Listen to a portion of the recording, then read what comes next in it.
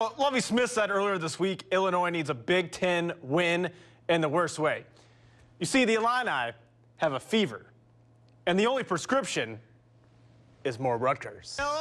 Let's go. Seltzer's From 904 Southside Drive. It is Friday night. Let me get some of that. You don't have a cold or anything, do you? No. Week 8. Stay hydrated. Let's go. Can you believe it?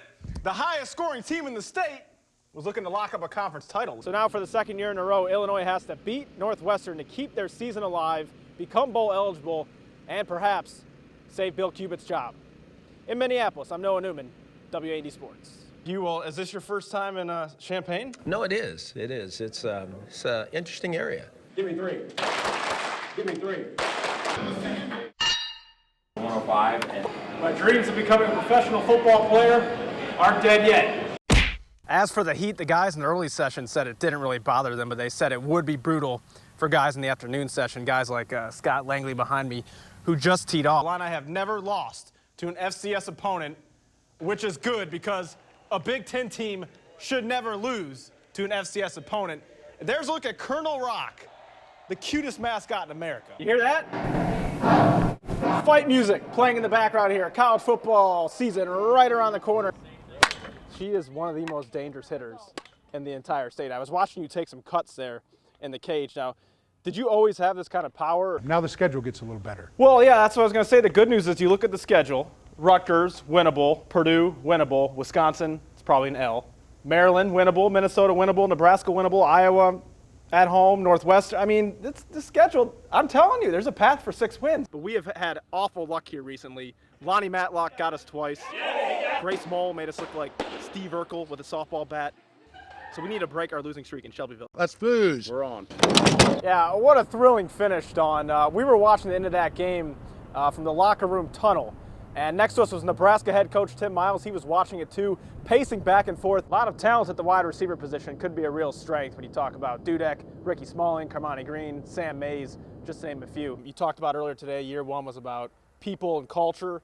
Year 2 was about plans and development. So what are you looking to accomplish in year 3? What's year 3 all about? The original Friday Frenzy. There's Noah Newman. He's getting ready to bring you high school hoops action along with Gordon Voigt from across Central Illinois. Grunder. Grunder. Grunder. Ben Grunder with the acrobatic layup. Oh, again. And then Grunder again. A bit of a bumpy start to the day here in Charleston, Gordon. They had a delay early on, then they got started, then there was another delay, then they got started again. But hey, it turned out to be a pretty nice day. Welcome to La Salette Academy, a Catholic boarding school in Georgetown, home to a rich rugby tradition. And in the afternoon, you'll see almost every single one of the school's 76 students out here playing rugby. This school came from another boarding school in Armada, Michigan, St. Joseph's Academy, and they already had a rugby program going there. So when they came here, they knew what they were doing. So it was just a matter of getting the new guys into it. Go.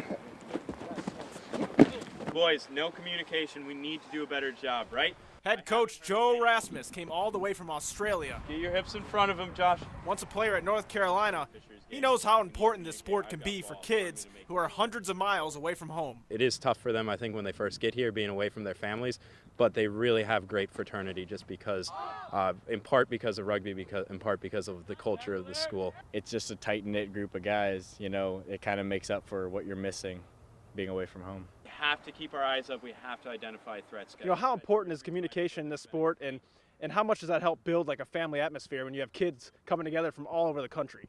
Yeah, well, it's absolutely huge, the communication, just because rugby is kind of like a game of chess, but someone's trying to take off your head, and instead of just having one player, you have 15 people trying to play the game of chess all at the same time. Hey, go right, go right! These guys are gearing up for their biggest game of the year, a showdown with Nequa Valley.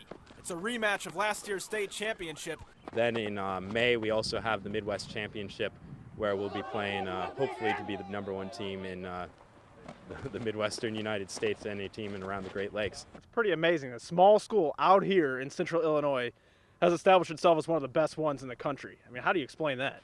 The culture is a big part of it. I like the theory, good people make good rugby players. It is such a community game, such a game wrapped around not the individual. It's not like American sports. There are no ISOs, one-on-ones. It's not a pitcher versus catcher, wide receiver versus. It's really 15 on 15. All right, Coach. Well, hey, I had a blast coming out here watching my first ever rugby practice. Best of luck rest of the way, and thanks for having me out. Yeah, thank you for coming out. Very good job, Joe McCall at the back. And